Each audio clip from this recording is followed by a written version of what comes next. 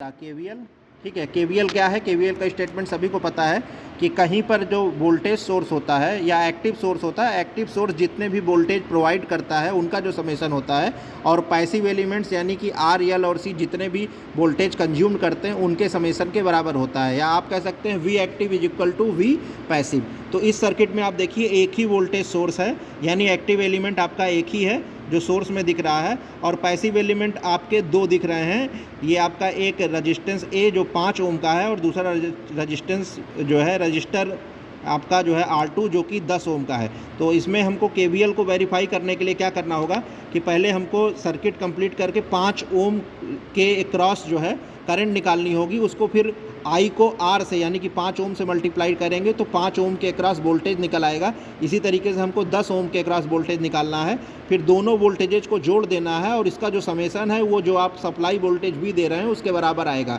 अगर ऐसा हो जाता है तो आपका KVL वेरीफाई हो जाएगा, ठीक है।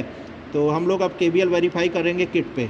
किट को दिखाइए सर, ठीक है। तो देखिए सबसे पहले हमने जो है स्टार्ट किया सप्लाई से, ठीक है। सप्लाई वोल्टेज को जोड़ने का काम कर रहे हैं। इससे पहले KCL वाले में भी किया था, तो अब आपको एक आइडिया लग गया होगा। पॉजिटिव को पॉजिटिव, नेगेटिव को नेगेटिव से, और उसके बाद वोल्ट मीटर को कनेक्ट कर दिया।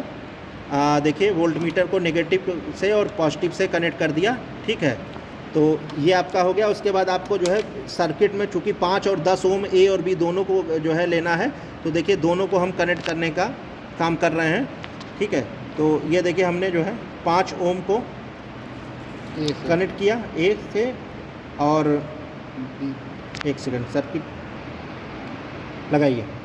तो इसमें देखिए अमीटर को हमने लगाया, और उसके बाद इनको डायरेक्ट शॉर्ट कर रहे हैं, ठीक है। सी और डी में डायरेक्ट हमने शॉर्ट कर लिया, ठीक है। और उसके बाद अमीटर का कनेक्शन इधर शॉर्ट कर दिया, आपस में शॉर्ट करके कर दिया, ठीक है। तो देखिए अब हम क्या करेंगे कि वोल्टेज देंगे इसको ऑन करने के बाद। तो देखिए ऑन करने के बाद आपको जो वोल्ट मीटर में वोल्टेज दिख रहा है ये 2.5 के आसपास दिख रहा है, ठीक है। तो ये टोटल सोर्स वोल्टेज है, यानी कि सोर्स वोल्टेज कितना हुआ? सोर्स वोल्टेज आपका 2.5 वोल्ट हुआ, ठीक है। अब ये आपका एक्टिव एलिमेंट्स का वोल्टेज हो गया है, और यही वोल्टेज सारे पैसिव एलिमेंट्स के वोल्टेजेस के समेशन के बराबर होना चाहिए। अब देखिए करंट अमीटर में जो शो हो रही है वो लगभग 170 के आसपास हो रही है मिली एम्पियर।